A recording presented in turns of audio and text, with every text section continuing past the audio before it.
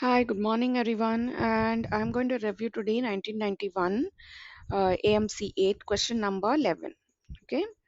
Now, there are several sets of three different numbers whose sum is 15. Okay. So, we have three numbers which I'm going to take as A plus B plus C, right?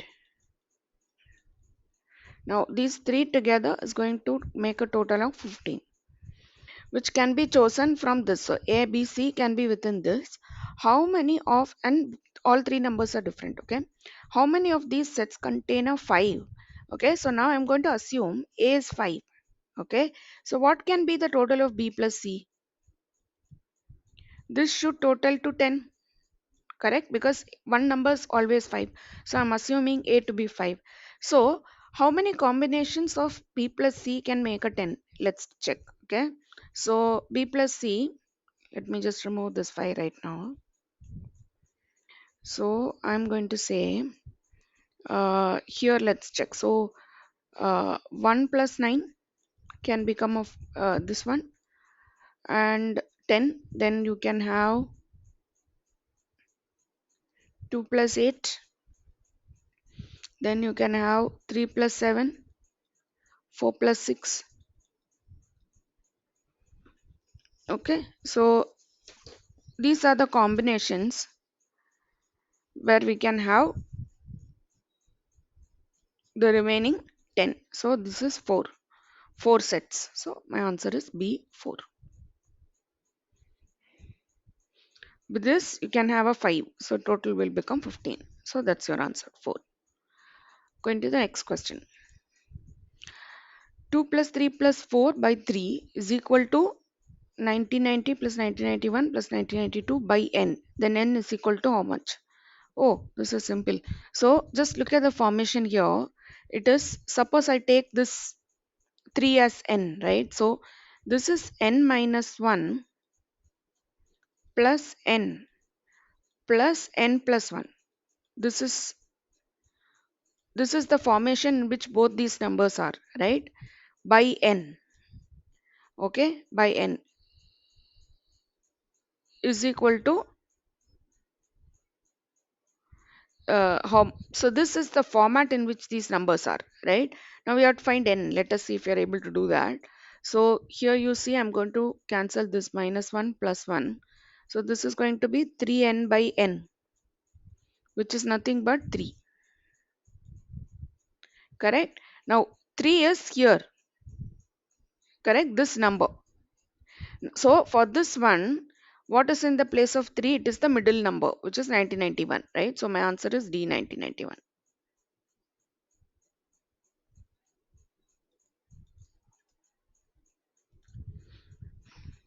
Do you understand this? Yeah. Okay. Going to the next one. How many zeros are at the end of the product? Okay. So we'll have to rewrite this a little bit. Then only we'll be able to get the ending zeros. So I'm going to say for 25, 25 is nothing but 5 squared, right?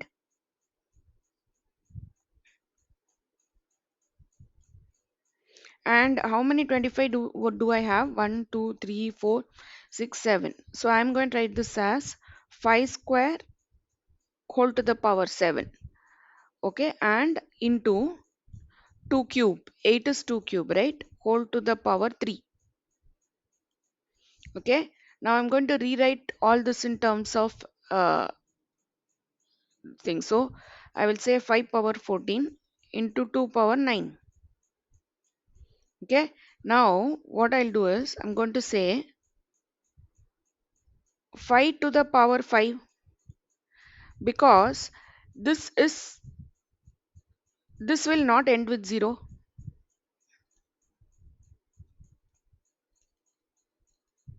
correct? Now this I'm going to make as, so this 5 which is the remaining, I'm going to bring it here, okay? So I'm going to do this as 10 to the power 9.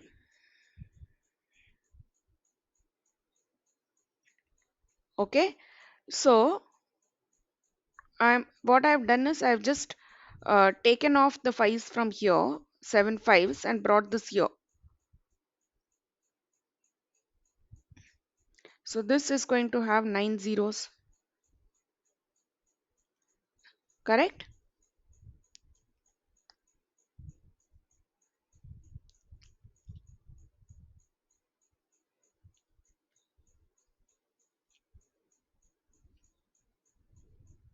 Answer option is C. Okay.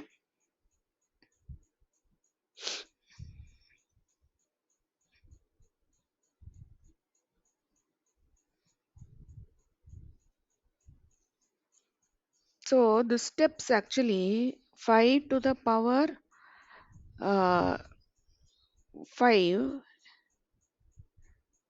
into 5 to the power 7 into 2 to the power 9, isn't it? So how does this come to this 5 power 5?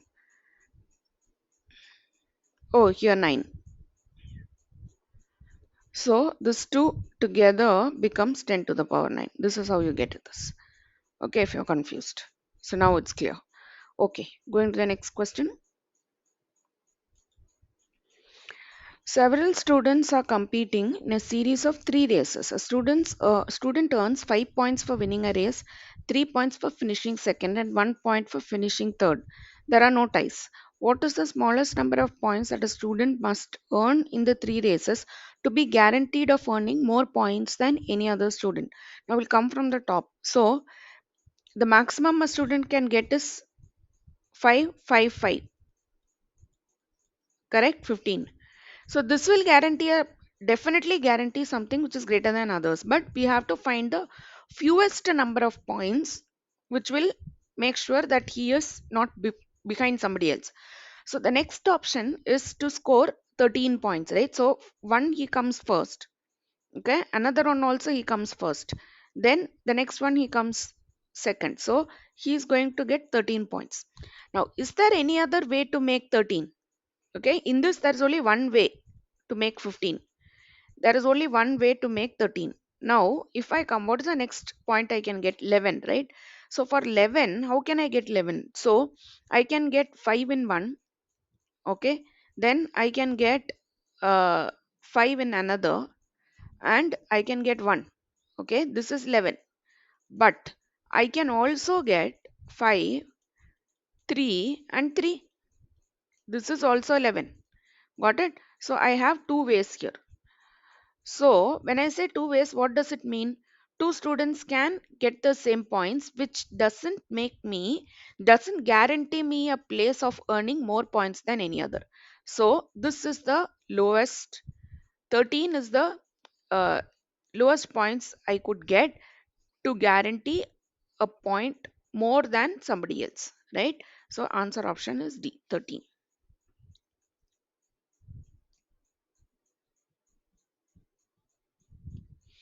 Going to question 15.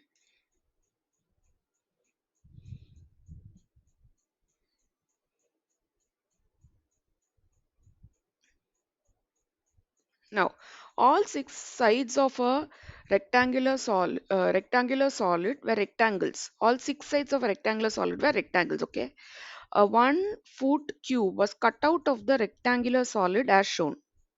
This is cut out. The total number of square feet in the surface area of the new solid is how many more or less than that of the original solid.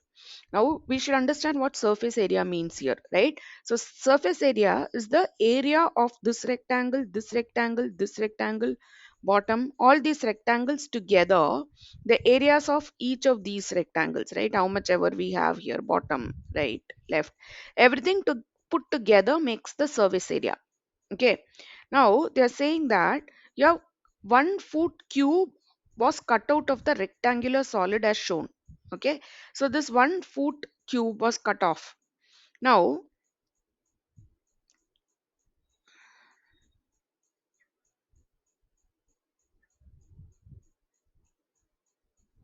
when this cube was there, what are the parts of the cube that was the surface area of the cube that was cut off?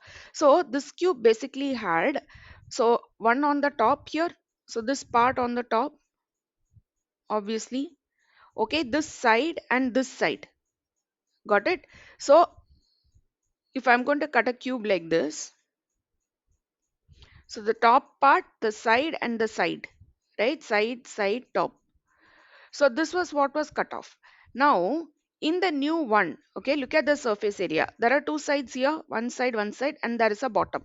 So basically this and this matches, right? So there is no change in the surface area. The surface area remains the same. Got it? Because all sides are equal, 1, 1, 1. So the cutoff part had three sides which were outside facing. The new has also three sides which are facing outside. So the surface area remains the same. There's no change. Okay. Going to question 16. 16 squares on a piece of paper are numbered as shown in the diagram. While lying on a table, the paper is folded in half four times in the following sequence.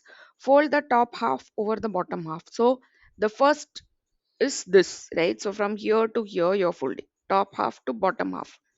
Then, so what happens to these numbers? These are gone. These are like folded on the top. The bottom numbers are these. Okay. Then fold the bottom half over the top half. So this is folded to this. Got? So these numbers are now folded on top. These are at the bottom. This row is now at the bottom. Okay. Now fold the right half over the left half. So third is here. This half to this half, right? This is a third fold. So this is folded over here. Now these two numbers are what we are seeing. Correct? These two numbers. Now fold the left half over the right half. So this is what you're folding over this. This is folded over this. Which numbered square is on top after step 4? So after step 4, we have this number on top, which is 9. Okay. So this is the first fold. This is the second fold. This is the third fold. And this is the fourth fold. And after the fourth fold, the number on top is 9. This one. Okay. Coming to the next question. An auditorium has 20 rows of seats with 10 seats in each row. Each successive row has one more seat than the previous row. Okay. So first row has 10 seats. 11, 12, 13, 14, 15, 16, 17, 18, 19. So these are 1, 2, 3, 4, 5, 6, 7, 8, 9, 10. Then we have 20, 21, 22.